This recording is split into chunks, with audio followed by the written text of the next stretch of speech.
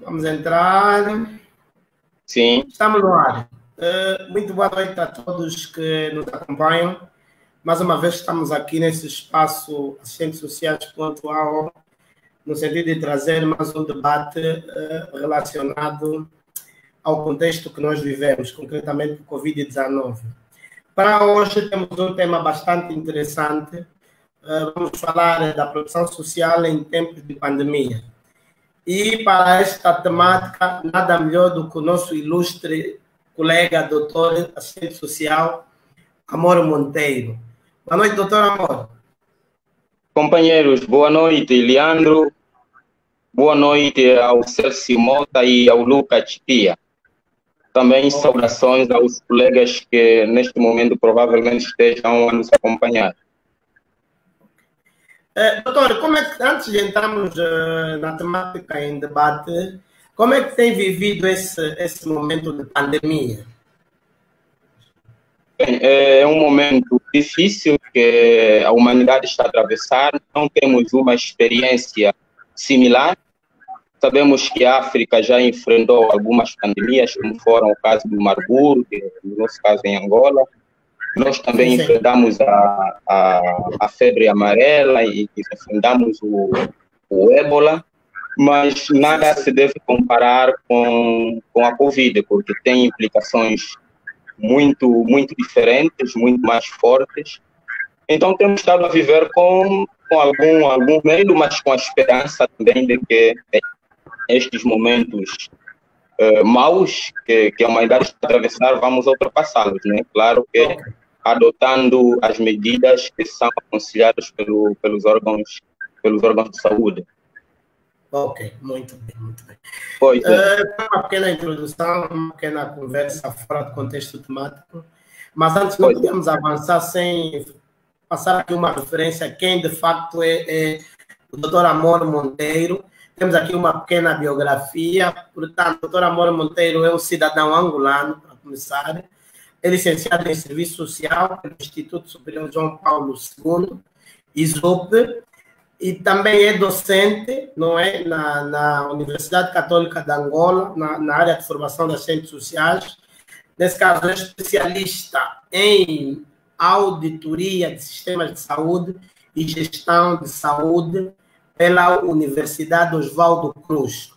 É mestre e doutorando em Serviço Social pela PUC São Paulo e é oficial das Forças Armadas de Angola.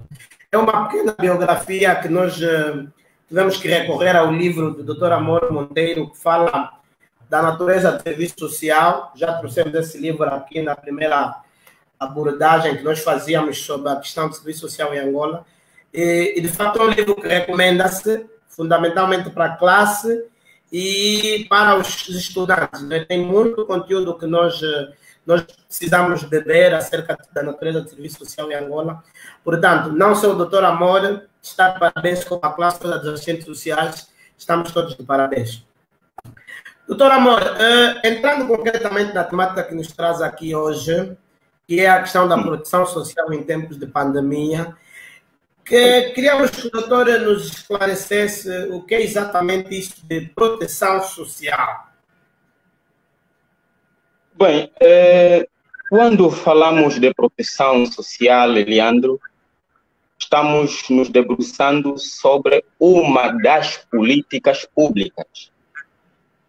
Se olharmos até para o preâmbulo da Lei 7, que aprova a Lei de Base de Proteção Social no nosso país, nós vamos perceber que o preâmbulo vem exatamente dizendo isso. Portanto, quando falamos de proteção social, estamos nos referindo a um mecanismo que o Estado adota para garantir alguma proteção aos seus cidadãos.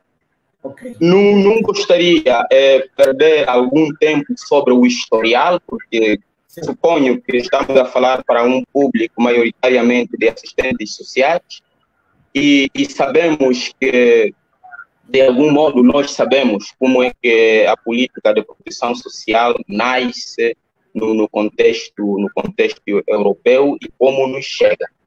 O que devemos aqui sublinhar é que nós entendemos proteção social como uma política pública e uma política social. Ora, o que talvez mereça alguma pequena distinção é que ela é antes uma política pública, porque nem toda política pública é também uma política social. Ok. Ok? Nem toda política, nós vamos ter políticas públicas, mas para ordem e segurança, para política pública de defesa, mas estamos nos referindo, neste caso, de uma política pública social.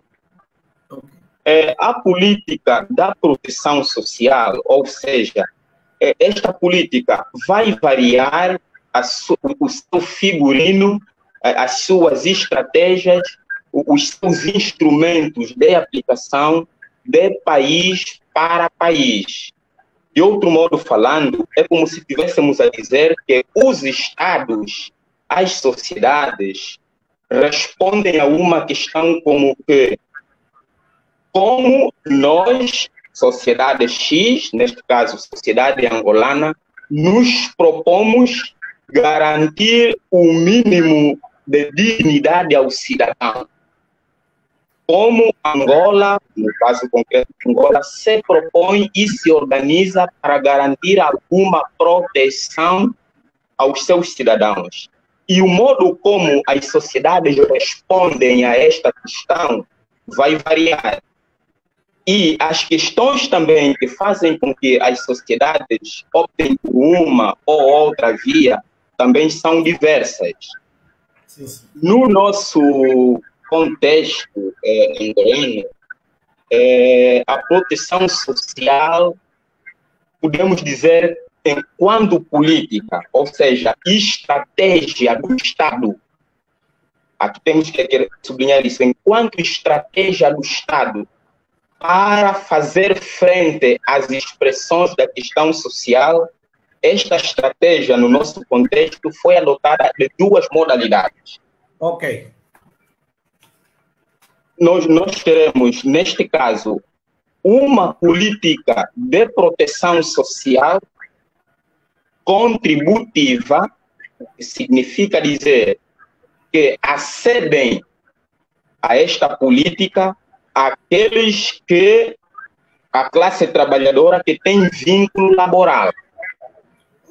Portanto, alguma proteção que em Angola está voltada para os que trabalham, e porque há consciência de que nem todo cidadão pode trabalhar, mas ainda assim tem dignidade de cidadão e precisa ter os mínimos para que viva com alguma dignidade, vamos ter também uma política de proteção social voltada às classes que não podem trabalhar ou estão dificultadas no trabalho.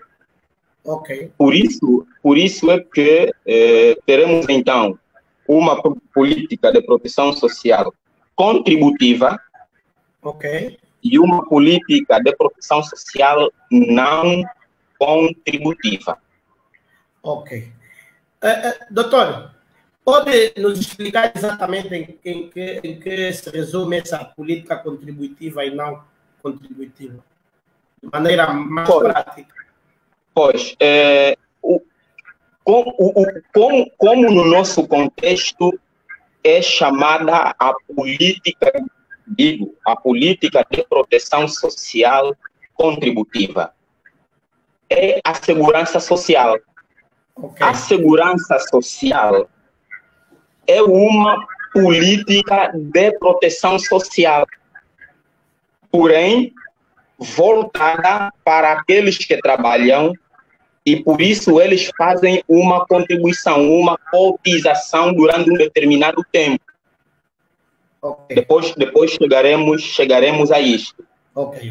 Mas porque, como dizia, aqueles que não podem contribuir por alguma razão, mas ainda assim são cidadãos, ainda assim são pessoas humanas e têm dignidade e merecem viver com a dignidade, estes são amparados, o Estado garante alguma proteção a eles através da política de assistência social.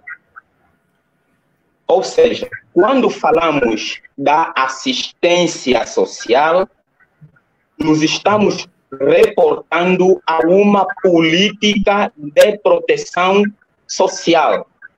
Porém, uma política de proteção social não contributiva. Ok. Esta, no nosso contexto, não sei porquê, suponho que algumas pessoas entenderam o termo assistência social, associaram ao assistencialismo e à filantropia e se recusaram do nome da política de assistência social. Em algum tempo, não faz muito tempo, que o nosso país até mudou, começou a chamar de ação social. Bem, esta é uma outra discussão, mas para mim e para a nossa classe, nós devíamos sim dizer que a assistência social se distingue do assistencialismo e das ações filantrópicas. A assistência social é uma política de proteção social voltada para os grupos vulneráveis. A lei 7/2004 Sim. vai se referir à política de assistência social como proteção social de base. Ok, proteção social de base. Okay. Proteção social de base. Ok. O que é isso, proteção social de base?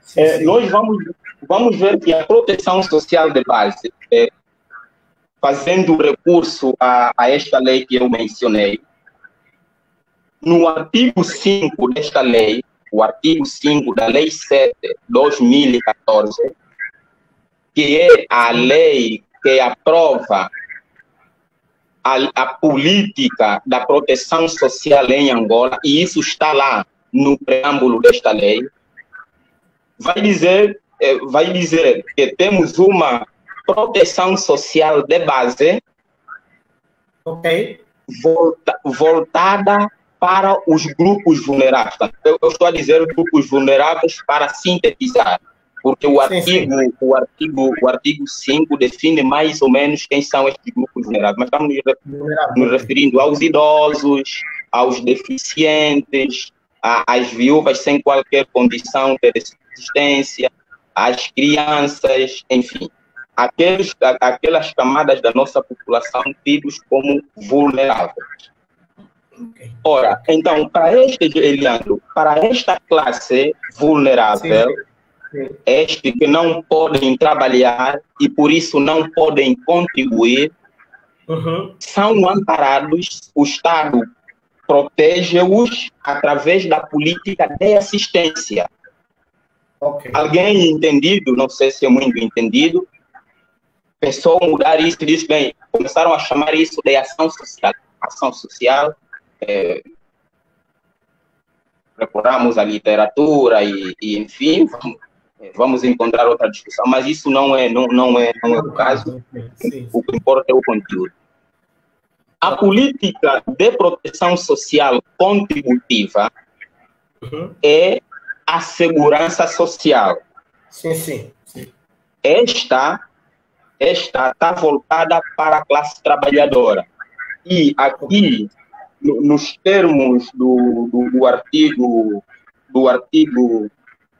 3º, do artigo 31 da lei que já me referi, vai proteger quer os trabalhadores por conta de outrem, por exemplo, assistentes sociais, enfermeiros ou qualquer categoria profissional que tenham vínculo laboral ou com o privado ou com o próprio Estado. Este é um regime por conta de outrem. Mas a proteção social, no sentido de segurança social, proteção social, neste caso, contributiva, esta também se aplica aos trabalhadores por conta própria. Ok. Ora, posto isto, precisamos ver alguma característica genérica desta política. Vamos perceber que a política de proteção social, seja ela na vertente de assistência social, seja ela na vertente da segurança social, ela não é universal. Ela é seletiva. Por que é uma política seletiva? Porque é aplicada a determinadas características da população. Por exemplo, na segurança social, serão, pelo processo seletivo, pelo princípio da seletividade, serão excluídos aqueles que não contribuem. Sim, ok. Ora, num país como o nosso, Eliandro, sim. em que a cobertura do emprego é baixa, portanto, o nosso país não realizou o pleno emprego, como foram os tidos como países do bem-estar social, que nós conhecemos, não preciso repetir, conhecemos a história disso, na Europa. Os países europeus investiram no emprego, portanto, no pleno emprego das suas populações, para que o próprio cidadão trabalhador, através do trabalho, tenha alguma proteção para alguns riscos. Aqui, eu começo a trazer aqui um outro elemento que talvez precisemos elucidar. Sim, que é o chamado risco. Afinal, a política de proteção social, na vertente contributiva, na vertente de segurança social, ela é seletiva. Por quê? Porque participam apenas aqueles que trabalham e por isso podem contribuir. Sim. Mas também estamos a dizer que esta política, ela protege para alguns riscos. E os riscos que são protegidos, que são, digamos, assegurados, também variam de contexto para contexto. Ok. Doutor, só um pequeno questionamento. As pessoas que trabalham durante um período, não é? 5, vamos falar 10 anos, não é? E fazem as suas contribuições. Depois desse período de 10 anos, perdem os empregos, ficam no desemprego. Se calhar nem voltam mais a trabalhar. Ficam aí 10, 20 anos, já não voltam a trabalhar. Como é que entra ali a questão da proteção social? Como é que essas pessoas são protegidas? Podemos considerar isso também dentro dos fatores de riscos que o doutor disse, isso é uma situação de risco? Sim. O artigo 18 da Lei 7/2014 define o âmbito material. Ou seja, os riscos que são assegurados no nosso contexto. E quais são? Este fala a proteção na doença, na maternidade, na invalidez ou velhice, na morte, portanto, se alguém morre, os seus parentes diretos definidos na lei, por exemplo, menores e a viúva, caso ainda já tenha a idade acima de 62 anos, esses são protegidos. Portanto, na morte vai dar o quê? A pensão de sobrevivência. Mas também protege, para ir diretamente à sua questão, na questão do desemprego. Ora, sim, doutor, continua.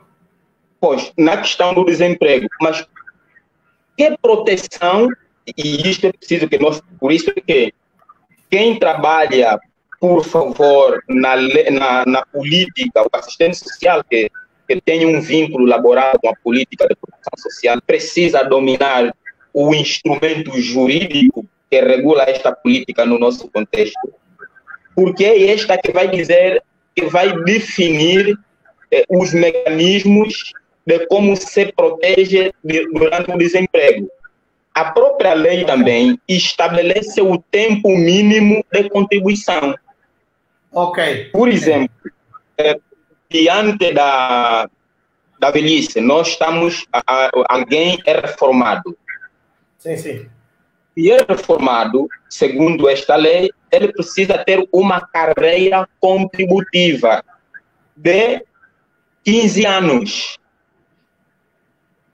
Então, se alguém contribuiu apenas, trabalhou 5 anos. Sim, sim.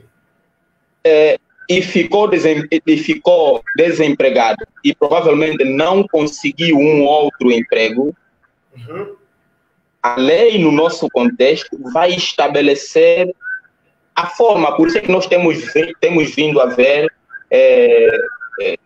as despedidas no nosso país. Sim. São feitas de acordo com regras.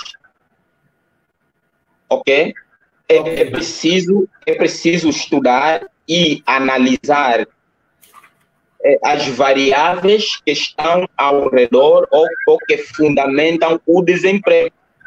Se é um desemprego por culpa do próprio trabalhador, isso tem implicações no modo como se desencadeia a proteção ao trabalhador, ou é um desemprego que surge por falência, por exemplo, da empresa.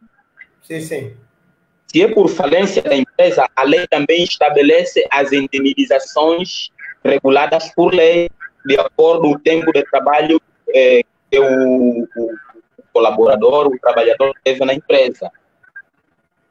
Ok. Este é um caso. Mas também temos os casos em que o trabalhador ficou uns anos, vamos dizer 5 anos, portanto, não concluiu, não tem ainda a carreira contributiva completa, mas depois arranja um outro emprego. Okay. Para esse caso, ele precisa pedir ao seu emprego anterior a chamada declaração de contagem de tempo. Okay. Para que, junto da instituição gestora do seguro, no nosso caso, do Instituto Nacional de Segurança Social, se faça o somatório do tempo da empresa A e mais o tempo da empresa B, empresa C, até ter o tempo mínimo da missão. Ok. Foi. Muito bem, doutor. E dentro dessas políticas todas que o doutor nos explicou e com muita clareza, como é que aparece aí o assistente social? Bem, o assistente social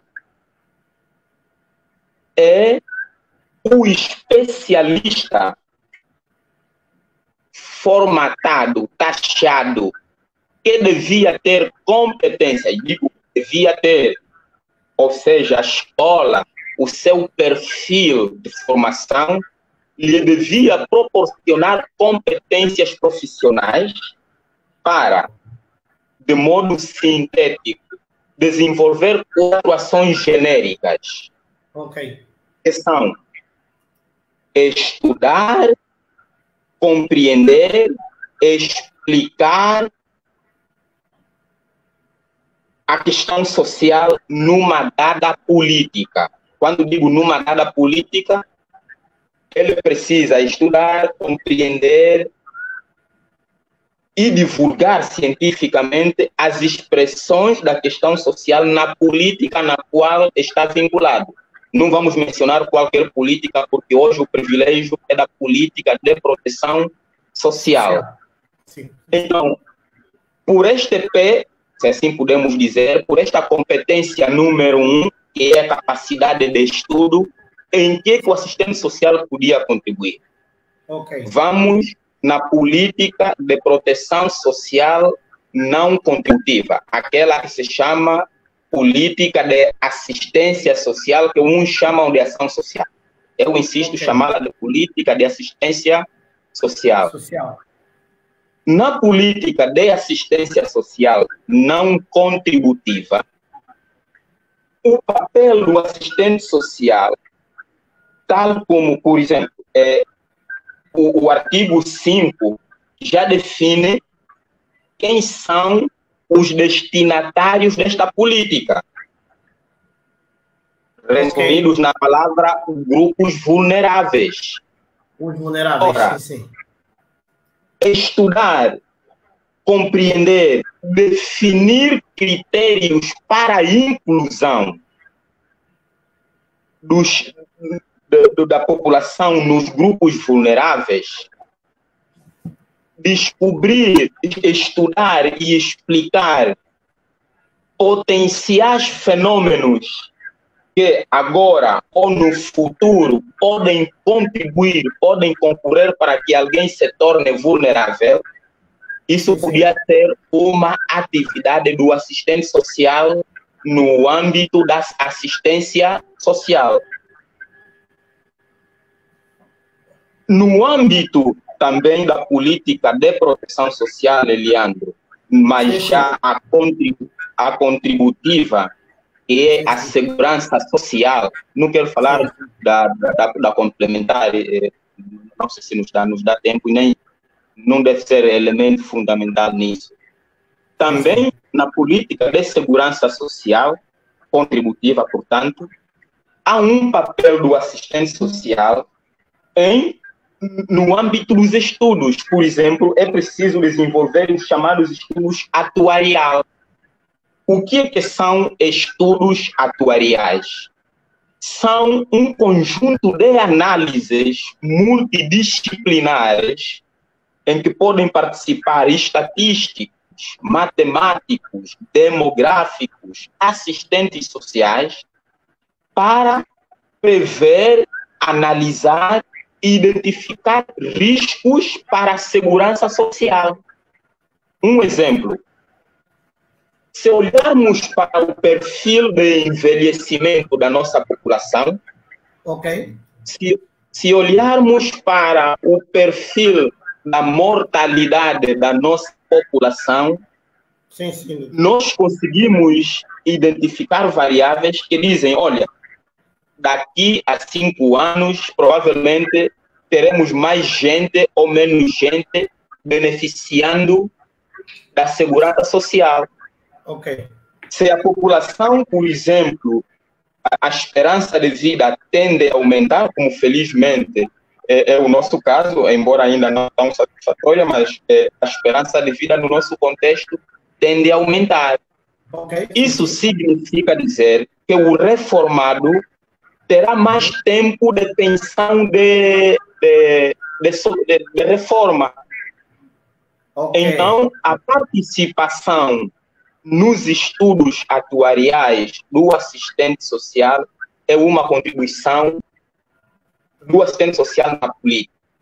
Mas não basta. O assistente social, nós também devemos ter competência, ou somos taxados com a competência não só de estudar, de compreender os determinantes de uma dada política, nesse caso, a proteção social, mas também de conceber políticas, conceber mecanismos de aperfeiçoamento da política, conceber mecanismos de garantir acesso aos benefícios de uma dada política. Portanto, em síntese, o papel do assistente social devia ser estudar, planificar, conceber políticas, programas ou projetos, executar a própria política, neste caso, um assistente social, no âmbito da execução, podia ser chamado para trabalhar ou na política da assistência social com algum grupo vulnerável ou na política da segurança social, executando aquilo que está determinado. Como também um quarto pé, se podemos assim dizer, uma quarta dimensão seria a avaliação das políticas. Portanto, resumindo, estudo, concepção, execução e avaliação da política são um contributo do assistente social na política de proteção social. Ok. Muito bem, doutora. Hoje, o nosso debate certamente vai centrar em N questões, e o doutor falou muito dos grupos vulneráveis, não é? E, infelizmente, vão surgindo, a cada dia que passa, N grupos vulneráveis no nosso contexto. Fundamentalmente, nessa fase da pandemia, questões, por exemplo, relacionadas ao desemprego, fome nas famílias, a própria questão da desestruturação familiar vai tendo algum respaldo em função dessas condições todas que o doutor acabou de enumerar. Mas falando concretamente desses grupos vulneráveis, no momento atual, não é? O que é que a classe pode fazer? O que é que nós, fora esses aspectos todos que o doutor levantou, mas no momento atual em que nós vivemos, na questão da pandemia, o que é que a classe pode fazer no sentido de trabalhar na questão da proteção desses grupos vulneráveis? Meu caro Eliandro, eu tenho ouvido com alguma desconfiança, e desculpem que eu externe esta ideia. Sim. Eu vejo com alguma preocupação as tendências voluntaristas, as tendências filantrópicas. Não que eu não defenda a solidariedade. Não. Aliás, a minha base educativa e as minhas convicções pessoais me fazem defender a solidariedade, a filantropia. Porém, precisamos, Eliandro, primeiro termos muita clareza de que a resolução dos problemas de pobreza não passa, são atenuáveis, sim, com a solidariedade, e falo da solidariedade porque a sua questão está voltada para a classe. Não. A resolução dos problemas da pobreza, portanto, aqueles que não podem ser assegurados porque estão com um trabalho, estamos a falar das famílias em situação de grave pobreza, ela deve ser, acima de tudo, uma política do Estado. Eu tenho aqui um livrinho que diz exatamente isso. O Estado entre a filantropia e a assistência social. O que é que este autor nos está a dizer? Que as ações de uma categoria profissional, que é o caso do assistente social,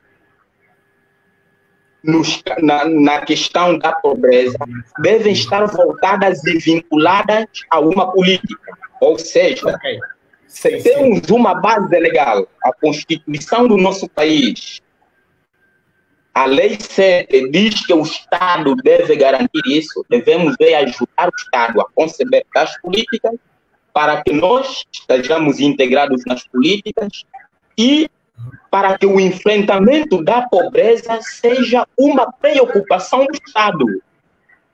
E o assistente social esteja vinculado na política do Estado que enfrenta a pobreza.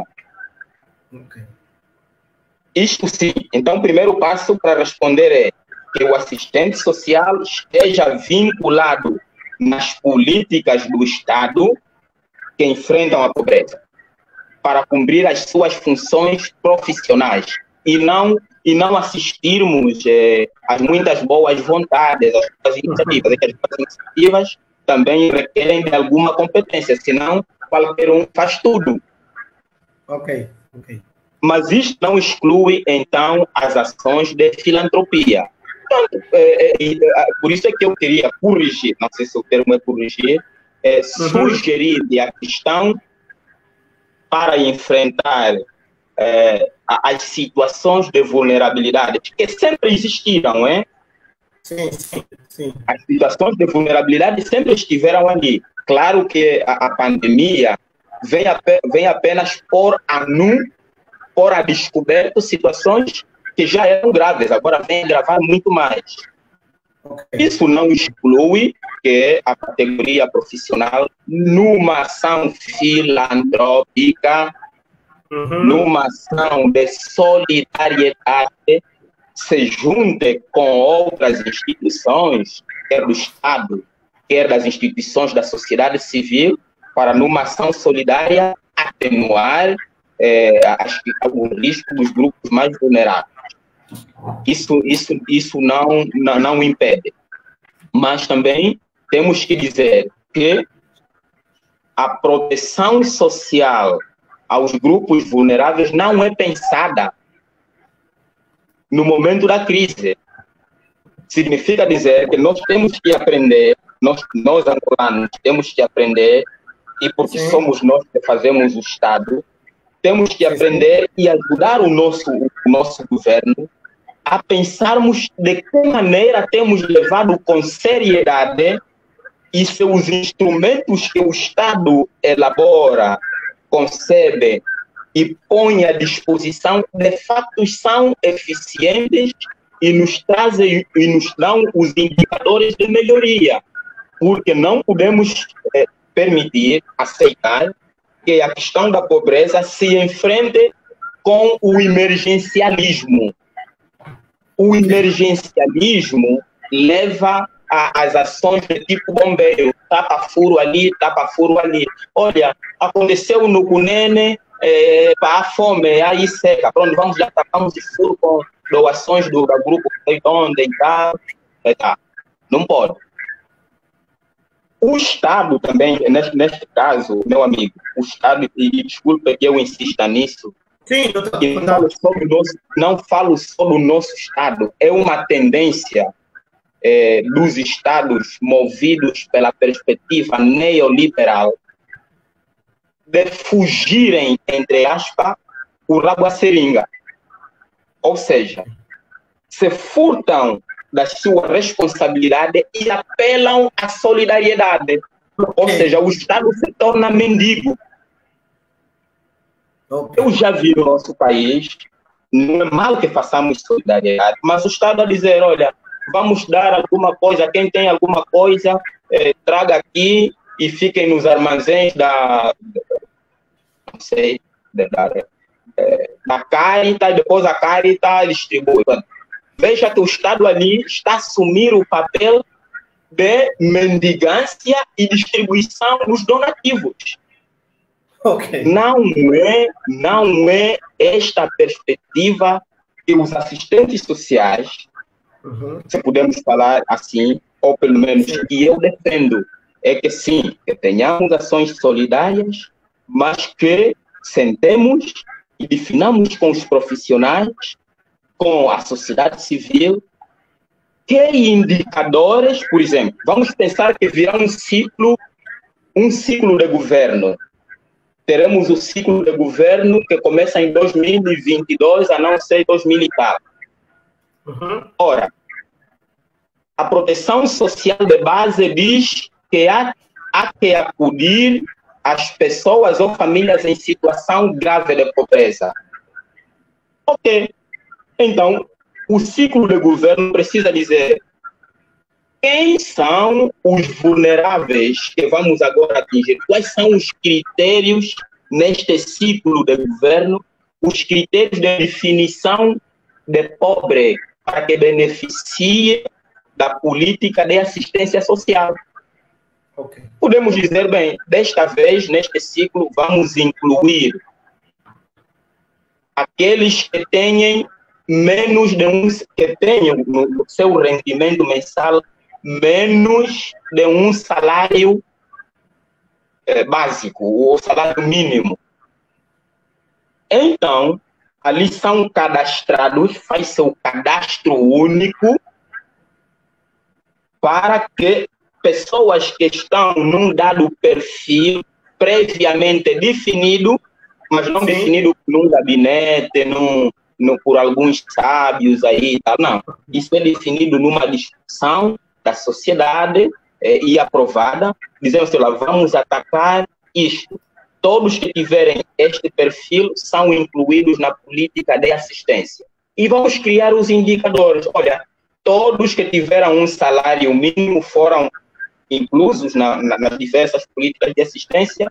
Agora, terminou o ciclo de governo, vamos agora, no próximo ciclo, incluir aqueles que têm menos de 2 salários, assim sucessivamente. Portanto, para não ser muito lacônico e provavelmente dar a sensação de não ter respondido à sua questão, para ser taxativo, é dizer, em tempos de crise, devemos, sim, unir as nossas forças a todas as iniciativas. Podemos fazer também esforços de caráter solidário, filantrópico e apoiarmos as ações quer do Estado, quer da sociedade civil. E isto não significa dizer que o assistente social seja o profissional da mendigância, o profissional da solidariedade. Não, a solidariedade não precisa de profissionais. O que precisa de profissional é a política. Doutora, a essa altura, atendendo as questões todas que o doutor foi nos colocando, e volto a referir de maneira muito clara, pretendemos saber, doutor, qual a avaliação que faz, de um modo geral, do atual contexto em função de algumas políticas de produção social que o Estado vai implementando? Bem, eu vejo neste momento ações enquadráveis em 2 políticas. Algumas ações que eu vejo que podem ser enquadradas na política da assistência social. Por exemplo, estamos a ver a distribuição de kits alimentares, estamos a ver a distribuição de alguns bens para os grupos vulneráveis. Mas, ao mesmo tempo, também, mesmo aqueles que tinham, de alguma forma, um emprego, um vínculo, estão a perder os seus empregos, os seus empregos.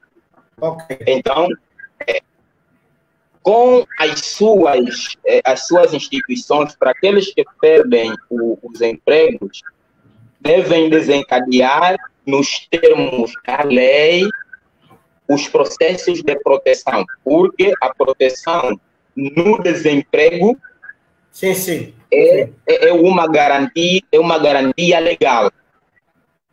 Porém, não podemos ser ingênuos e pensarmos que só porque a lei protege diante do desemprego, que isto não está regulado. Portanto, a lei diz os termos como protege diante do desemprego. Então, há ações que eu estou a ver de proteção social contributiva que estão em curso, nos termos da lei, e ações que são integráveis naquilo que chamo de política de assistência. Na assistência, o que eu vejo é que a crise é como se nos apanhasse de surpresa. Por exemplo, quais são os critérios? Nós discutimos, a sociedade discutiu quem é o vulnerável de Angola. Num país como o nosso, com as taxas de desemprego, com a pobreza que temos, quem é vulnerável? Quais foram os critérios que foram definidos previamente para que alguém tenha critérios de inclusão ou exclusão desses kits que se distribuem por ali ou por lá? Ora, a distribuição, as políticas redistributivas não podem ser apenas como para apagar o fogo no ritmo de bombeiro. Devem ser pensadas. Quando digo nós, estamos a falar de nós agora, mas essa responsabilidade não é de ninguém. Deixemos de olhar para o governo e o governo olhar para o céu, senão, se for assim, todos nós ficamos de joelho a rezar e não há nada mais a fazer. Que a gente reze, que a gente busque ajuda, não sei de quem, mas que usemos a nossa cabeça também. Então, neste caso concreto, antes Covid, e agora em tempo de Covid, fica-nos um recado de que depois da Covid passar, teremos que sentar para definir, ora, como vamos enfrentar a pobreza. As ferramentas de enfrentamento da pobreza, com os cartões Mexicuia, os cartões não sei tal, esses programas, que resultados trouxeram? E porque, afinal, nós assumimos corrigir o que está mal e melhorar o que está bem, esse é um compromisso, então podemos ver o que está mal e corrigirmos. E uma das coisas que acho que precisamos corrigir é exatamente fazermos o cadastro único para a política de assistência. Quando digo cadastro único, que o país tenha uma base de dados daqueles que, olhando para os nossos recursos, olhando para as nossas capacidades, quem são os que devem beneficiar, para evitar que fiquemos a fazer intervenções ao ritmo de apagar fogo. Porque até mesmo os bombeiros, que são profissionais de apagar fogo, também já trabalham na prevenção. Eles vão lá na praia dizer, olha, aqui não se banha, põe uma placa aqui. É a mesma lógica que nós também devemos fazer, senão esperaremos que no Cunene não tenha água para irmos lá levar cisterna de água. Esperaremos que, afinal, venha a Covid para irmos dar um kit lá no bairro X. Mas quem é que estamos a dar e quem é que estamos a deixar? E quais foram os critérios? Quem definiu? Está a perceber? Sim. Nós, os assistentes sociais, então, amigos, somos chamados a olhar para o que está no artigo. Eu não sou muito bom de lei, não sou muito bom de estudo, também não é a minha área. Olhar para esses critérios e o assistente social que está vinculado no Ministério de Tutela, que tenha vocação, que tenha a obrigação de, em nome do Estado, desempenhar esta função da assistência. Hoje este ministério se chama MASFAMO, né? Ministério da Ação Social. Nós precisamos dizer assim, olha, vamos definir esta e aquela política. E deixarmos de ver o MASFAMO como o Ministério do Tudo Faz, o Ministério do Apaga Lume. Não, é um ministério que vai gerir no Estado, no governo, uma política concebida, uma política definida com estruturas, com mecanismos de avaliação, com indicadores e meios de verificação dos indicadores de progressão ou dos resultados da política. Ok. Doutor, muito bem. Agora uma outra questão e aqueles assistentes sociais que não estão vinculados a essas instituições ministeriais, que contributos podem dar? Porque há uma boa parte que não está vinculada a esse ministério. Que contributo podem dar? Amigo Iliandro, a sua pergunta até provavelmente nos levaria a uma outra. Ok. Por que não estão vinculados? Ok, pronto. Está a perceber? Sim. Está a perceber? Veja, se você é um profissional por excelência da política social, ok? Então, estamos a dizer que a principal mediação, meu amigo, a principal mediação do assistente social com o mercado de trabalho, quem medeia esta relação, a principal mediação é a política social. Ok. Ora, isso significa dizer que quanto menos fugimos da política, quanto mais as estratégias de governo são a fuga da política, menos você tem ferramentas para que te vinculem, para que te contratem. Ok. E se não te contratam, te vão empurrar para a solidariedade, para o voluntariado. Ok, muito bem. Estás a perceber? Estamos a perceber, sim. Você é assistente social, meu amigo. Não estou a dizer que é a única ferramenta, é a única mediação com o mercado de trabalho. Não é isto. Não é isto. Temos assistentes sociais que trabalham por conta própria. Temos assistentes sociais que trabalham em instituições da sociedade civil. Sim. Temos assistentes sociais que estão vinculados em instituições de solidariedade, em entes das igrejas. Mas estas mediações não são aquelas que abarcam, aquelas que absorvem a maior força de trabalho do assistente social. A principal mediação que nos absorve no mercado de trabalho é a política social. Ora, menos política social, menos ferramenta que te contrata. O que é que te restará, amigo? Te restará oferecer a tua força de trabalho por solidariedade. Sim, mas você não come solidariedade. Não paga a luz de casa, a internet que você gastou com muito sacrifício para fazermos esse esforço com solidariedade. Mesmo que trabalhes por conta própria, estamos a ver as dificuldades que as empresas têm em manter os lugares de trabalho na pandemia. Aliás, que empresa nós temos? Afinal, quais foram as nossas empresas? Tens vindo a acompanhar, afinal, quais foram as nossas empresas? Sim.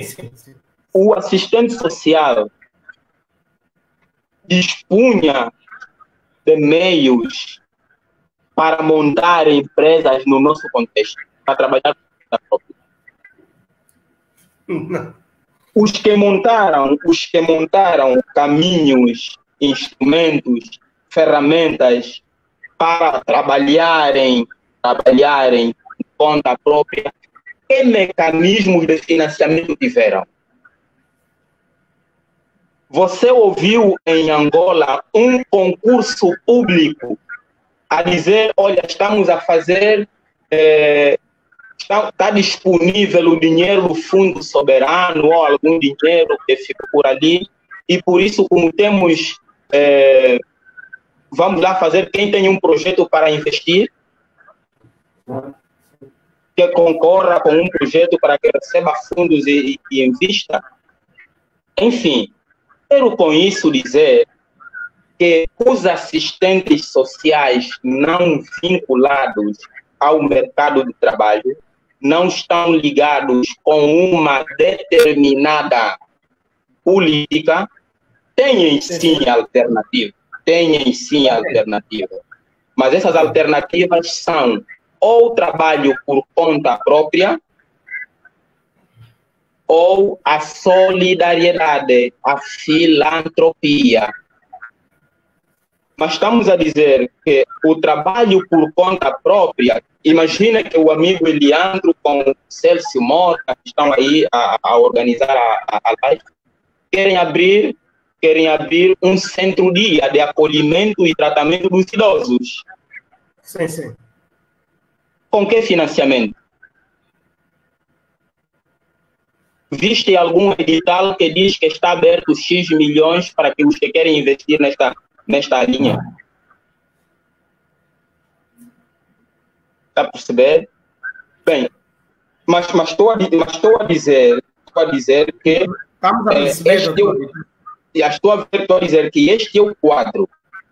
Portanto, não há uma cultura da crise que influencia na segurança social. Ok. Esta cultura, muitas vezes, apela ao voluntariado. Claro, se apela ao voluntariado, aquele que se devia dedicar a esta questão fica mais ou menos descansado, porque já há um voluntariado a resolver os problemas. Mas também digo que temos vindo a assistir iniciativas e há um conjunto de indicadores que nos permitem analisar que provavelmente este quadro muda e não vai mudar sem esforço, vai mudar com o esforço de todos nós. Vem aí, há todo um esforço de aproximar os serviços públicos ao cidadão, há todo um esforço da municipalização, da descentralização, da desconcentração, há todo um esforço e parece que o país caminha para os processos participativos, por exemplo, com as autarquias, em que podem absorver assistentes sociais para que dentro de um determinado território desenvolvam as políticas. Mas, assim, se quiséssemos, então, pensar uma saída, as crises não são pensadas imediatamente na crise. Ok. Não. As crises são pensadas e preparadas antes crise. Ok.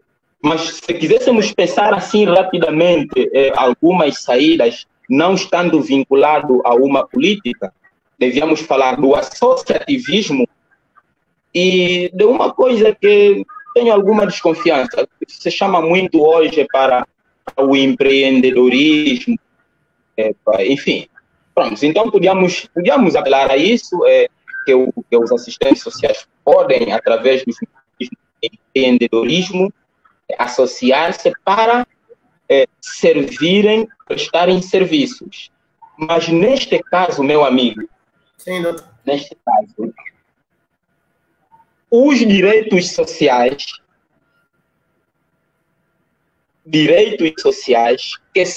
que devem ser objeto da política do Estado, da resposta do Estado, ou seja, o Estado reconhece direito do cidadão e para garantir tal direito, ele cria um mecanismo. Diz, olha, para eu garantir o direito tal, cria uma política X. Mas o mundo liberal, a tendência liberal, que vem chegando também com muita força no país, vai fazendo do direito social também uma mercadoria. Por exemplo, o direito à saúde se torna mercadoria saúde, objeto do investimento privado. Então, a proteção social, que é um direito, por exemplo, afinal o Estado protege as crianças, são os grupos vulneráveis. Temos visões de compromisso. Sim. Ok? Sim. Em vez de criar uma estrutura, um conjunto de mecanismos para oferecer, não digo oferecer, para garantir, viabilizar este direito, aí será o Eliano, eu e mais outro assistente social vendendo o serviço de proteção à criança, abrindo creche. Mas quem é que vai acessar a creche que você e eu vamos abrir através do voluntariado? Aquela mãezinha que vai à Zunga tem dinheiro para pagar a creche. Está a perceber? Quando se apela ao assistente social que não está vinculado à política, estamos a dizer, façamos dos direitos sociais matéria-prima de política pública do Estado, façamos também isto, não mais um direito, mas uma mercadoria vendível, uma mercadoria que se vende. Então, não venderemos mais tomate só, mas venderemos serviços. Mas precisamos saber que o nosso país, com as vulnerabilidades que tem, não são todos que podem acessar a alguns direitos vendidos. Entende um direito vendido? Quando você vai a uma clínica privada, você está a comprar o direito à saúde, se tornou mercadoria, que o dono da clínica vende e você compra. Quando você matricula uma criança numa creche, porque você é trabalhador, precisa ir trabalhar, mas deixar a sua criança num ambiente saudável, seguro, porque o Estado, nos termos da lei e nos limites dos recursos, porque a política social leva recursos. Então, quando você matricula uma criança numa creche privada, estás a dizer assim, olha, estou a comprar, o dono da creche está a vender um serviço e você está a comprar. Mas esse serviço que você compra também devia ser um serviço público. É assim que devemos ajudar a pensar o Estado, a estruturar as políticas. Claro que vai ser colocar o financiamento. Mas não é, isso é o argumento financeiro. Aqui muitos argumentos. O argumento financeiro mas há muita coisa que fala do argumento financeiro para a política. Mas onde é que o Estado vai tirar o dinheiro? Ok, é uma questão lógica, nós não somos ingênuos. Então, o que basta, se nós somos parte do Estado e nós que construímos o Estado, é preciso que a sociedade sente, digamos assim, afinal, quando é que temos? Quando é que temos? E como é que vamos distribuir o que temos para as nossas necessidades? Acompanhamos há bem pouco tempo a revisão do orçamento do Estado para 2020. O processo de discussão, e houve uma live que a ADRA, né, o OPSA, e acho que o SEIT organizaram há poucos dias sobre o impacto do orçamento previsto nas principais políticas, incluindo a proteção social. Estamos a dizer, simplesmente, meu caro, que precisamos, então, pensar também o financiamento da política de assistência. Porque se a segurança social é financiada pelo trabalhador através das contribuições, a assistência social é, sobretudo, financiada pelo Orçamento Geral do Estado. Um dos critérios de avaliar como uma dada política é privilegiada, é priorizada, é olharmos para como ela é financiada. Se você não tem financiamento para a política, não tem como materializar a política. Fica uma palavra morta. Fica um blá, blá, blá. E as necessidades de assistência para nós vulneráveis não se resolvem com blá, blá, blá. Ok, doutor, é nesse sentido que eu queria colocar uma questão. Há um programa que tem se falado muito, e eu gostaria de saber, doutor, qual é o enquadramento que o doutor pode fazer em relação a isto. É o programa social, o programa de transferências sociais monetárias. Qual é o enquadramento que o doutor faz sobre esse programa que tem sido desenvolvido pelo Estado? É um programa que materializa uma política de assistência. Ok? Ok. Por quê? Porque os que beneficiam das transferências sociais não contribuíram para efeito. Sim. Nós podemos dizer que estamos, sim, de parabéns pela iniciativa. Afinal de contas, começamos a pensar, embora ia desenvolver alguma política distributiva. O resto que se pode fazer é uma crítica para melhorar. Quando falamos de crítica, não é no sentido de oposição, é de avaliação, de mecanismo, de melhoria. Se esta política, tal como está a ser desenvolvida, é o melhor caminho ou podemos encontrar outra forma melhor de que esta política sirva aos objetivos pelos quais foram feitos. Esta política, Eliandro, não é a primeira que estamos a ter, já tivemos outras. Sim, sim. Em que pé pararam as outras políticas? Que avaliação foi feita? Sobretudo, que indicadores trouxeram que nos ajudam a corrigir passos?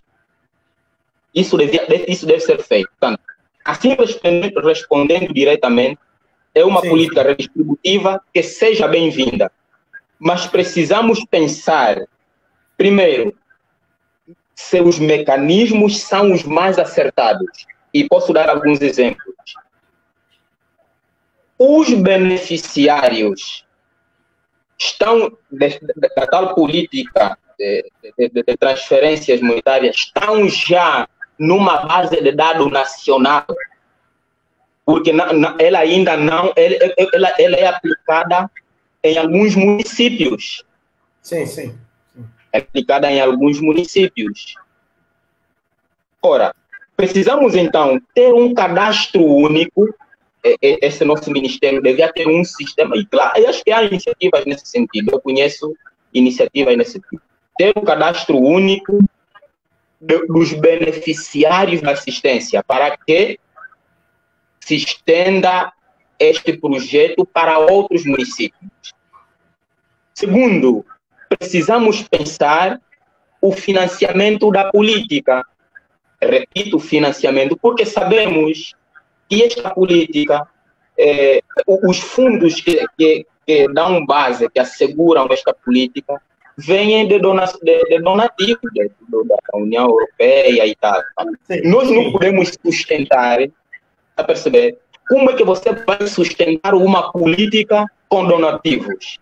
E quando o financiador deixar de te oferecer, o que você faz? Uhum.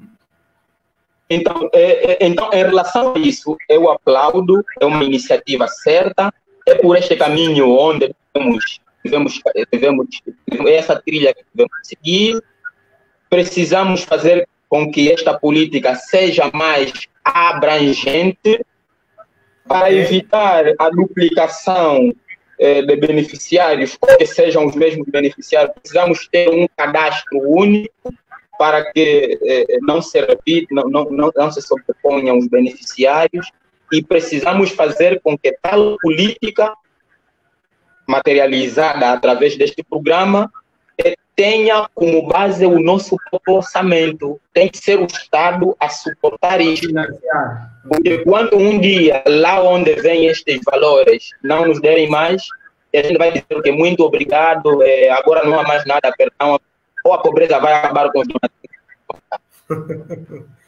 Ok, muito obrigado, doutor. Vão surgindo algumas questões e é importante que as coloquemos. Primeiro, saudações à colega Maribel Mendonça, também mandou saudações ao doutor Amor. A colega Maribel Mendonça é assistente social, nesse momento está em Santo Tomé, príncipe de Santo Tomé. Ela diz conheço a Maribel. Ok. Ela diz, há uma abordagem que o próprio Estado não reconhece ou conhece com alguma dificuldade as funções do assistente social. Daí, como vê ou que posicionamento tem o Estado no reconhecimento do assistente social em tempo de pandemia? Bem, agradeço a Maribel e mando uma saudação a ela. Eu conheço e temos estado a trocar algumas impressões com a Maribel a partir de Santo Tomé, o nosso país amigo. Sim, sim. Para ir para a questão da nossa indústria, Maribel, eu não falaria só do reconhecimento do profissional assistente social no contexto da pandemia. A pandemia veio agora e esperamos que passe o mais rápido possível. Mas queremos que o reconhecimento seja antes pandemia e depois pandemia. Então, eu acho que o reconhecimento do profissional assistente social passa primeiro pela compreensão da complexidade da política.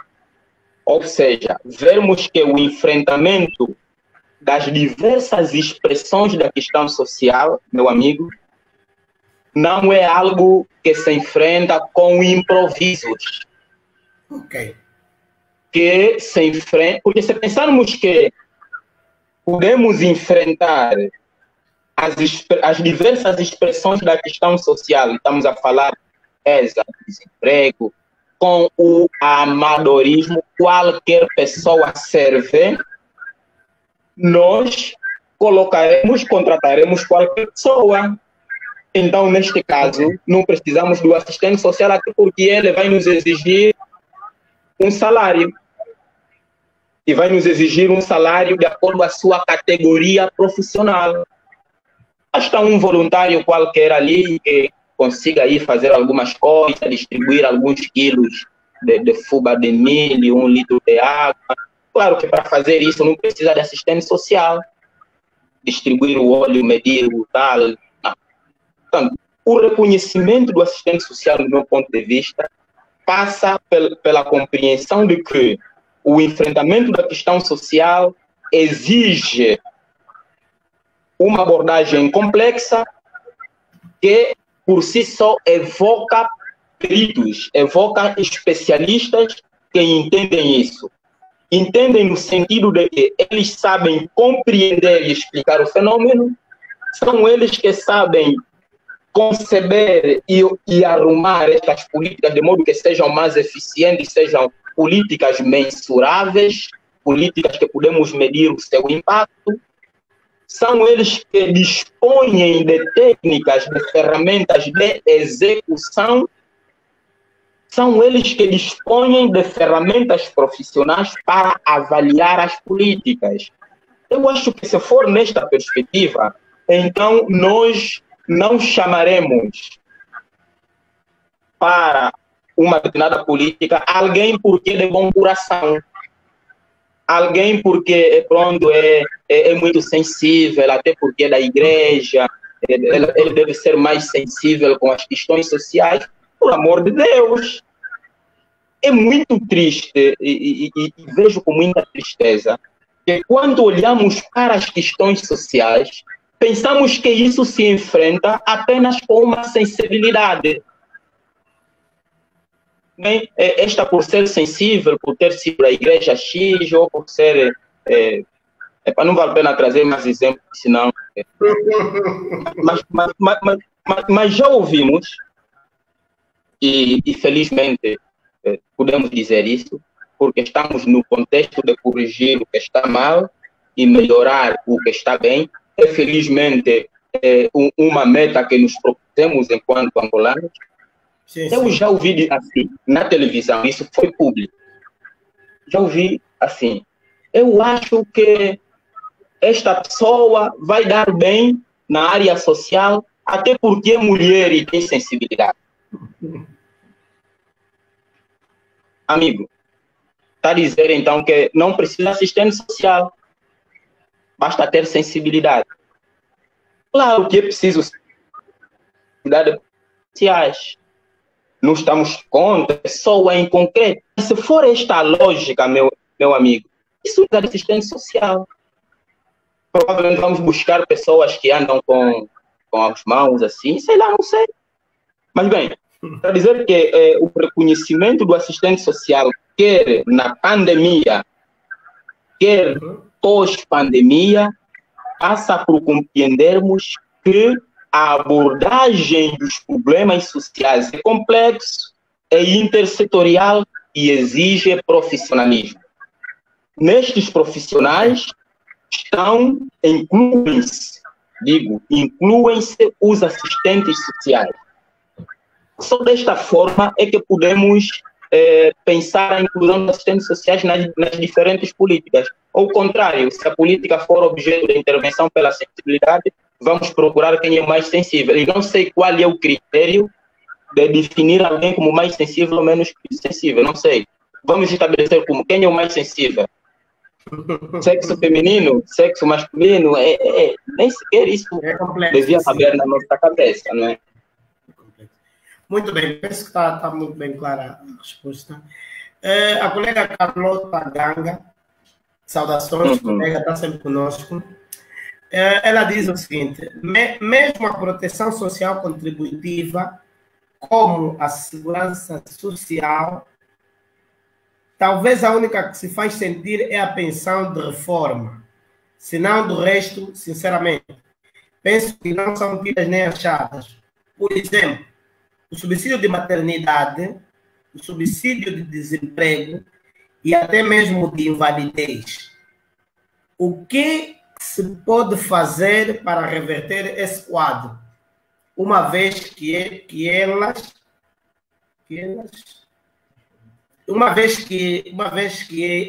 está instituída, mas não são cumpridas? Não conseguimos perceber. Portanto, ela, na verdade, não sei se... Uma saudação... Sim, percebi. Uma saudação à nossa ilustre colega Carlota Ganga, que nos manda esta questão. Para respondermos esta questão, até faríamos uma outra, provavelmente. Afinal, esta questão se dirige a quem?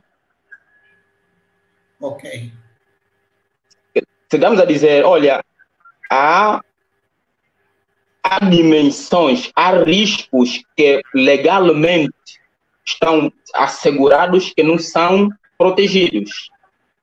Sabemos disso. Como também sabemos que há instituições, organizações que não cumprem com as exigências de segurança social no nosso contexto. Por exemplo, não inscrevem os seus funcionários no Instituto Nacional de Segurança Social. E quando inscrevem, também não são pontuais nas contribuições, que nessas contribuições são feitas a entidade empregadora com 8% e o trabalhador com 3%. Ora, a questão que a nossa colega Ganga, eu aqui diria, colega Carlota, vamos dirigir essa questão a quem? Porque isso é importante, porque pensamos que dizemos, não, essa questão é colocada ao profissional, ao assistente social, como se o profissional tivesse uma varinha mágica que é feito assim, pá, prontos, as coisas começam a ser implementadas. Eu acho, e a literatura, os que lidam com a política, nos dizem, caro Eliane, que a ampliação ou a redução do acesso a determinadas políticas não é algo que nos vem assim, de bandeja. Aliás, se olharmos a história, os direitos sociais foram sempre arrancados. Não nos são dados porque o Estado acordou, bem, eu sou um agente do bem, não tenho nada a fazer, vou começar a fazer isso. Não. Significa dizer que os assistentes sociais, aqueles que lutam, que são os profissionais que estão voltados para a garantia dos direitos sociais, nós garantimos e ampliamos os direitos sociais, os assistentes sociais, a classe trabalhadora organizada através dos sindicatos, ok? A sociedade civil precisa exigir, nos termos da lei, que aquilo que está estabelecido seja realizado. Me faço entender? Sim. Não é, portanto, uma tarefa individual do profissional assistente social que, inserido numa dada instituição, sozinho, por muito boa vontade, vai fazer uma mágica e automaticamente tais direitos garantidos começam a ser implementados. Não. Estamos a dizer o acesso e a garantia de direitos é uma conquista.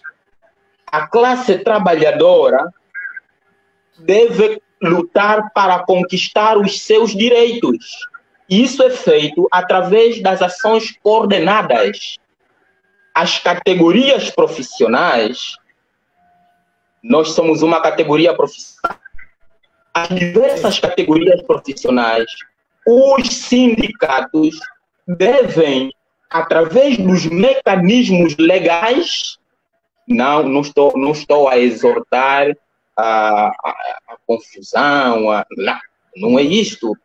Pelo contrário, através das ações dos mecanismos legais, exigir que aquilo que já está garantido seja cumprido, mas também seja cumprido não só quando estamos apertados. O que regra geral acontece? O trabalhador, nós, uma vez vinculados, só começamos a pensar nessas questões quando estamos desempregados ou quando estamos com a pandemia do Covid, que nos aperta. Começamos o nosso contrato laboral, não sabemos se estamos inscritos no Instituto Nacional de Segurança Social.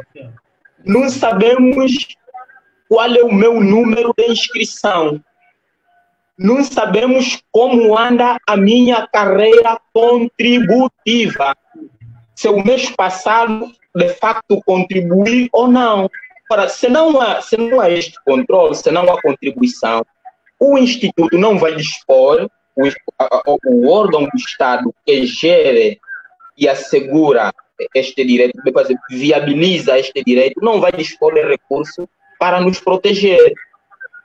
Ora, concretamente, então, o assistente social vinculado numa organização vai se preocupar, porque ele tem vocação, tem inclinação, tem competência profissional, e uma coisa é competência, amigo, outra coisa é atribuição. Pode ser que ele tenha esta competência, mas não lhe é dada esta atribuição. Isso também ocorre. Ora, se você tem uma competência para, junto da tua instituição, olhar para quantos na nossa empresa estão já inscritos, quantos não estão inscritos, quantos têm no processo individual os documentos necessários que devem constar para que um dia desencadeie um determinado direito. O assistente social vinculado a uma instituição deve cuidar destes elementos junto da instituição. Em qualquer instituição, você trabalha aonde? Dei um exemplo. Na saúde, trabalha ele deve se preocupar com isso. Está inscrito, tem os documentos necessários, tem a carreira contributiva em dia, para que, tendo estes requisitos legais, se possa um dia exigir o direito. Ora, outra confusão que tem havido, por exemplo, no subsídio de aleitamento, há alguma compreensão. Eu tenho vindo, porque trabalho na política de produção social, também tenho vindo a perceber que algumas pessoas não entendem bem isso.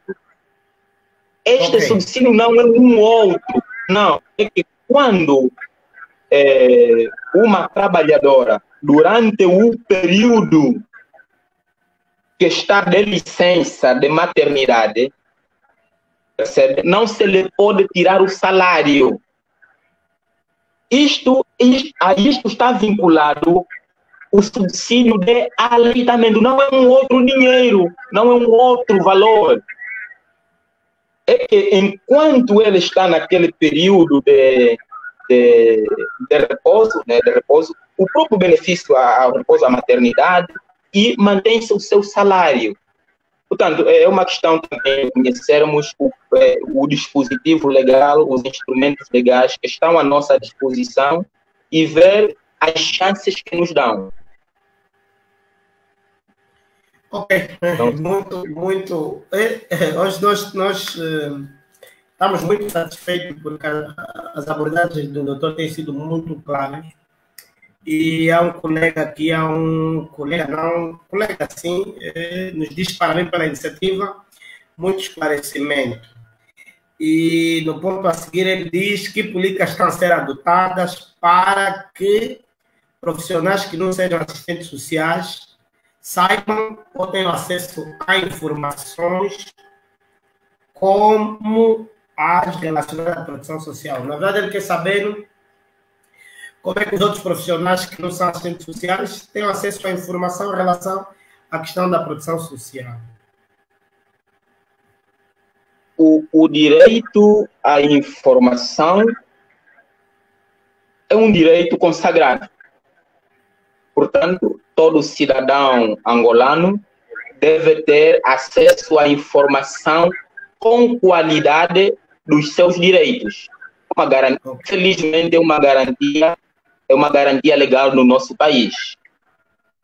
Por isso também eu acho que os organismos do Estado que lidam com a política da proteção social, falo do MAPETES, onde está o Instituto Nacional de Segurança Social, que lida com a política contributiva, quer como mais famoso o Ministério da Ação Social, que é o organismo do Estado que vela pela política não contributiva, a política de assistência, deviam comunicar mais.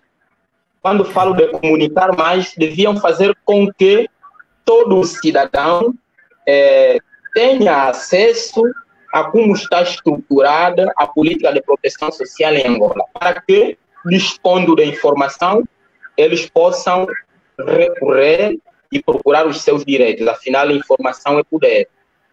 Por outra, também, o nosso cidadão deve, através dos diversos procurar informar-se um pouquinho mais. Porque, afinal, na proteção social, esta interesse quer do trabalhador, porque ele é seguro, é protegido, e qualquer trabalhador devia saber isto. Quer para os que não são trabalhadores, porque, afinal, de alguma forma, podem participar da política de assistência social. Ora, então, o que é que os outros profissionais devem fazer?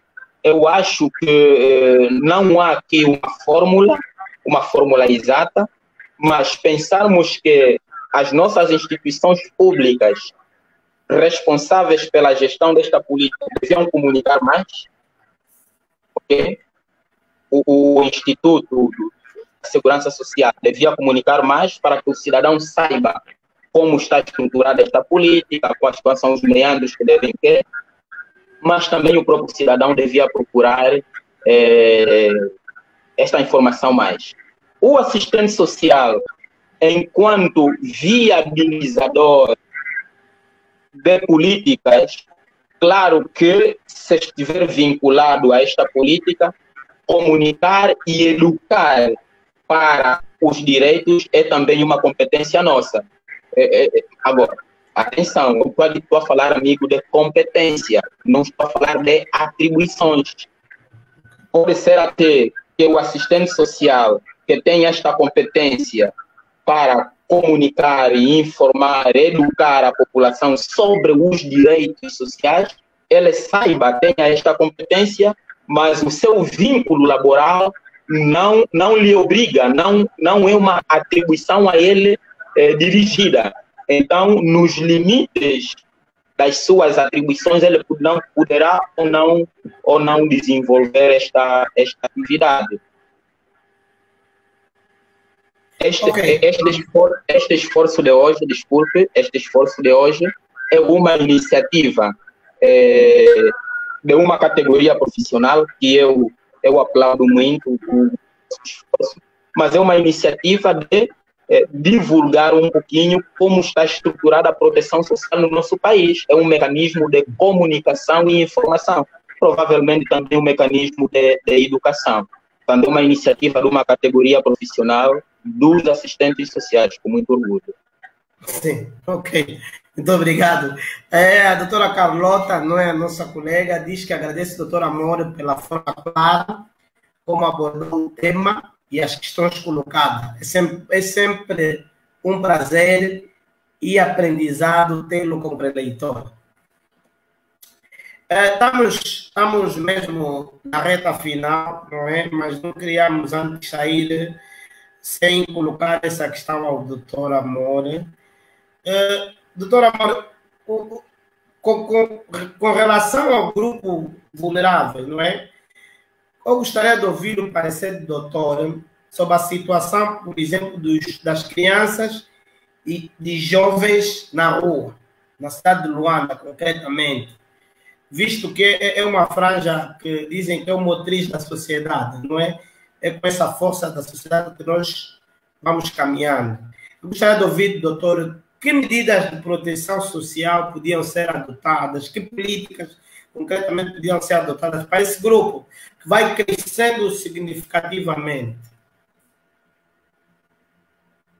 Bem, as crianças no nosso país são um grupo de proteção especial. O nosso país tem compromissos internacionais para com este grupo. Este grupo, temos os 11 compromissos. No contexto atual, ouvimos permanentemente a exortação do fiquem em casa. Ok? Fiquem em casa. Ora, há entre nós quem não tem casa. Como é que fica em casa se não tem casa? Como é que nós, sociedade angolana, queremos pensar que as pessoas fiquem em casa daqueles que não têm em casa? Esta é uma questão, no meu entender, que deve merecer o debate de todos, porque as questões de todos, que dizem respeito a todos, devem ser tratadas por todos. Ora, significa dizer que para as crianças na rua, porque é um grupo vulnerável, temos que pensar numa política de acolhimento. Já temos alguns centros, alguns de gestão direita do Estado, instituições do Estado, e temos alguns centros de acolhimento de crianças que pertencem às instituições da sociedade civil, muitas delas das igrejas. Mas não me parece que estas instituições de acolhimento sejam suficientes para acolher estas crianças, de modo que tenham a proteção mínima para o frio e para o Covid que está na moda. É verdade que a institucionalização da criança não é a melhor saída. O melhor lugar para que a criança cresça e até para que estabeleça vínculos com a sua família é na família. Mas, se não há condições na família, o Estado deve chamar a si esta responsabilidade. Esta responsabilidade, então, não deve ser só pensada agora, no Covid.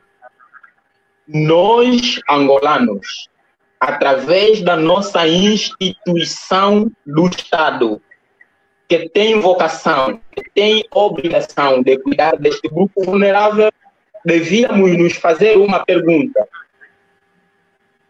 Quantas crianças estão na rua em Angola? Quem responde essa pergunta? Quantas crianças estão na rua em Angola e como elas se distribuem nas províncias? Quem fez isso? Quem é que deve responder por esta questão? Porque só respondendo esta questão, veremos como cuidar deste número de crianças na rua. Quantas instituições de acolhimento e educação devemos construir? Estaremos a pensar uma política de assistência para a criança vulnerável. Okay. Só assim podemos ter o rácio de instituições a construir para que desde lá, porque nós não faremos localização familiar, inserção sociofamiliar com a criança na rua. É desejável que ela esteja cuidada numa instituição e desde a instituição comecemos a criar o vínculo com a família. para que ele cresça no melhor lugar, que é na família. E mesmo que ele volte para a família, fazermos um estudo de que condições a família tem para que esta criança lá cresça com alguma dignidade, cresça com os valores que desejamos para a nossa sociedade. Se olharmos que aquela família não dispõe o mínimo para que aquela criança cresça com o mínimo desejável, então o Estado estabelecerá um mecanismo ou de apoiar aquele grupo de crianças, ou mantendo a criança numa instituição, porém garantindo a relação com a família, podendo passar finais de semana, podendo a família vir fazer atividades no lar. Portanto, para dizer que as crianças na rua devem ser objeto de uma política do Estado. Também podem ser objeto da solidariedade, mas não deve ser a solidariedade a última a isso, senão estaremos fugindo da responsabilidade do Estado para evocarmos a solidariedade da igreja e dos assistentes sociais e da sociedade civil. Esse problema não se vai enfrentar apenas com a solidariedade. Ok, muito bem dito, doutora Moura. Vamos recebendo muitos comentários com relação à excelente apresentação. Na verdade, de tanto esclarecimento, quase não existe questões nenhuma. Recebemos agora uma mensagem da colega Carlinda Monteiro. Minha professora. Ok, e diz o seguinte: parabéns, colega Amor, pela excelente apresentação, coloquei aí na tela. E diz: penso que um dos problemas que temos no país em relação à questão da ação social ou da assistência social e toda a abordagem ligada às questões sociais tem a ver essencialmente com o desconhecimento e experiência sobre o que se passa em outras sociedades. Quem viveu no tempo colonial ainda tem essa memória, mas já lá vão 45 anos e toda a geração que veio depois não conhece.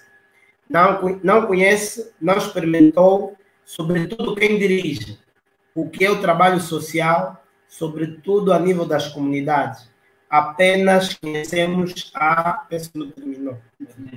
Apenas conhecemos a emergência. Terminou dizendo assim.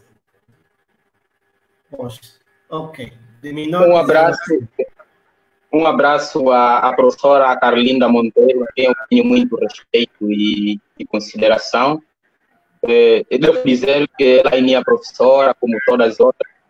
Devo pedir desculpas se não as represento dignamente. É próprio de um aluno que está aprendendo com ela. Então, os alunos não devem fugir, mas devem se expor para darem a oportunidade de, quando errarem, aprenderem. É neste espírito que eu vim aqui, amigo Eliandro, não como um sábio, um esperto na matéria, eu vim como um colega, um aprendiz, para que, expondo as minhas insuficiências, com muita coragem, eu me possa dar a ocasião de aprender. Estou de acordo com a professora Carlinda Monteiro. Eu estou de acordo que a falta de conhecimento, de fato, da natureza da política e da necessidade da política pode ser um fator. Este é um dos fatores. O outro fator que eu acrescentaria, Eliane, sim, doutor, seria aquilo que eu chamo a teleologia para o problema social. Ou seja, não basta que tenhamos problemas sociais. Ok. Porque o problema social pode ser objeto de respostas diferentes em função dos interesses postos. Ou seja, amigo Eliandro, não sei se eu vou ser muito bárbaro, né? Sempre que alguém te pisa no pé, você dá um borno? Não. O que significa dizer que, para determinados problemas sociais, podemos ter reações diferentes. Ok. O que é que influenciará no modo de reagirmos ao problema? Os conhecimentos que temos, certo? Sim, sim. Face a um problema, interferirá na minha decisão e no modo de enfrentar o problema. O tipo de conhecimento que disponho, e ali concordo com a professora Carlinda, se não temos profissionais fazendo isso, estamos a dizer que provavelmente os conhecimentos que são movimentados para responder ao problema não são os mais adequados. É uma hipótese. Mas não basta que tenhamos, não bastam os conhecimentos, também a vontade, porque para um problema social podemos ter respostas diferentes. Sim? Olha, sim. Face à pobreza, o que faremos? Um dirá, vejo aqui na pobreza uma grande ferramenta de negócio. Tá? Eu vender serviço para que acessem a este serviço comprando. Tá vendo? É um tipo de resposta. Sim, sim. O outro dirá, não, face a esse problema, vou arranjar esta estrutura. Ora, olhando para o plano de governo do MPLA, estou a falar do partido no governo. Sim. Que governa, olhando para o Plano Nacional de Desenvolvimento 2018-2022 e olhando para outros instrumentos de gestão, eu compreendo, pelo menos na teoria, pelo menos na intenção, a vontade pública. A vontade do Estado em participar no enfrentamento das expressões da questão social. Pronto, isso é intenção. Agora vejamos os meios que estão dispostos para enfrentar a esta questão. Como é que estamos a orçamentar as políticas públicas no pouco que temos? Porque, de facto, e os economistas são especialistas nisso, eles vão nos dizer, olha, os recursos são sempre escassos para muitas necessidades. Claro, isso aqui nós já sabemos, até na nossa casa sabemos que é assim. Temos sempre pouco dinheiro para muitas compras. Mas como é que está esta redistribuição no orçamento do Estado para as diferentes políticas? Ali vemos de modo concreto onde é que o Estado está aí. O modo como alocamos os recursos para uma determinada política. Se não dispomos, se os recursos são quase inexistentes, estamos a dizer que não faremos nada, porque uma política envolve também recursos. Ok, está bem. Muito bem dito. A professora Carlinda deixou aqui uma frase. Não sei se o doutor consegue ler aí. Eu vejo aqui uma parte da mensagem, mas, na verdade, o que eu devo dizer com muita humildade, meus amigos, eu quero ser só um angolano simples, modesto, que contribua para esse país de alguma forma. Só isso. Lá onde o meu contributo puder ser melhor, eu trabalho aí. Eu trabalho ali. E isso é um lema de vida, porque eu não tenho outro país, Eliandro. Eu sou apenas angolano e viverei só em Angola. Okay. As minhas filhas e a minha mãe, e os meus parentes, os meus colegas são só daqui. Então é por esse país que nós temos que fazer alguma coisa. E é com este contributo que queremos aprender e melhorar também. Muito grato. Bem, estamos, não diria em cima da hora, mas estamos acima da hora que nós combinamos, não é? Em jeito de remate final, doutor, alguma coisa a acrescentar mais? Acho que não acrescento, não acrescento. Devo dizer, assim, em jeito de remate, que a proteção social é uma política pública. Ponto. Tal política pública não é igual à solidariedade. Ponto. Tal política pública, que se chama política de proteção social, tem uma dimensão contributiva, que é a segurança social, e tem a dimensão não contributiva, que é a assistência social. Quer uma, quer outra, que conformam a proteção social em Angola, tem respaldo legal na nossa Constituição e nas leis específicas. Nossa categoria profissional deve, com muita coragem, com muita humildade, dar o seu contributo, associar-se aos esforços do Estado e de outros entes da sociedade civil, para que, como angolanos ou não, possamos dar o nosso contributo a isso. Exortamos ao Estado para que encare, e acho que é esta linha que hoje se pretende seguir, exortamos o Estado para que enfrente as questões da questão social em Angola com realismo, e isto exige profissionalismo, e por isso, nas diferentes políticas públicas, vamos deixar de estimular caçar com gato lá quando já temos cão. Portanto, coloquemos as pessoas certas nos lugares certos. Os assistentes sociais estão aí, que hajam concursos públicos para que esses profissionais encontrem um espaço onde possam dar o seu contributo. Somos apenas angolanos que queremos ajudar quem estiver a governar, que não sei quem está agora, está o MPLA, um dia não sei se estará quem, mas queremos, como categoria profissional, ajudar qualquer que estiver a governar a enfrentar os nossos problemas sociais, mas com profissionalismo, e isso exige que os assistentes sociais estejam nos lugares onde devem estar. Não podemos aceitar que comecemos a improvisar lá onde devem estar os profissionais com outras categorias. Estamos disponíveis para aprender sempre. Eu estou aqui para aprender sempre. Agradeço a ti, Eliandro, pela mediação.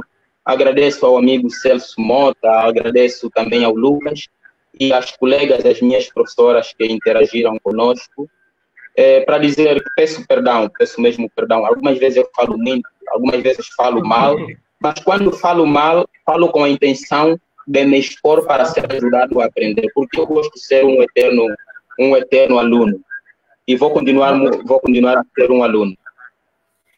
Doutor, quando fala muito e bem, eu acho que não há problema nenhum. Bem, eu agora quero deixar uma recomendação de leitura. Temos que recomendar a leitura. Teoria e Crítica dos Direitos Sociais. O Estado Social e o Estado Democrático de Direito. É uma leitura necessária do assistente social e outros profissionais para temas de... educado em relação à câmera, ok? Sim. É uma recomendação. Ok. Mais para cá? Tá, não, me encosta mais para o telefone, para a câmera mesmo. Ok. Tá bom, assim. Aqui. É uma recomendação de leitura que vale a pena. Uhum. Este livro, faz favor, leiam este livro, O Estado entre a Filantropia e a Assistência Social. Ok? Para que a gente consiga entender algumas coisas, é uma recomendação de leitura que vale a pena.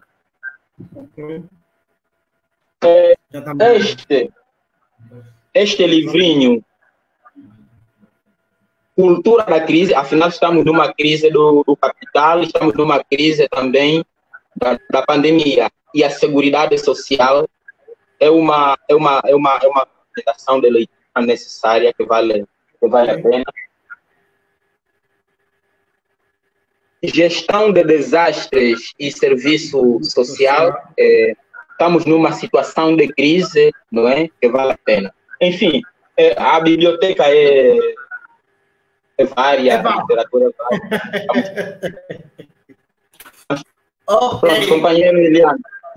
Estamos juntos, doutor Amor. Muito obrigado pelo tempo dispensado. Eu é que agradeço e peço desculpa por algum excesso que tenha cometido. Não houve excesso nenhum. Nós recebemos uma aula aqui e o pessoal todo vai dando esse feedback positivo e todos os dias nós aprendemos. E com esse background que o doutor Amor tem, é sempre bom transmitir, principalmente para nós que estamos a entrar agora para a profissão. E para aqueles que queiram entrar para a profissão e aqueles que estão a caminho de se tornar profissionais, é sempre bom receber esse feedback positivo. Estamos muito felizes pela disponibilidade e contamos com o doutor Amor nas próximas ocasiões, caso esteja disponível. Estou aqui, irmão. Estamos juntos. Ok, obrigadão. Estamos juntos. Tchau.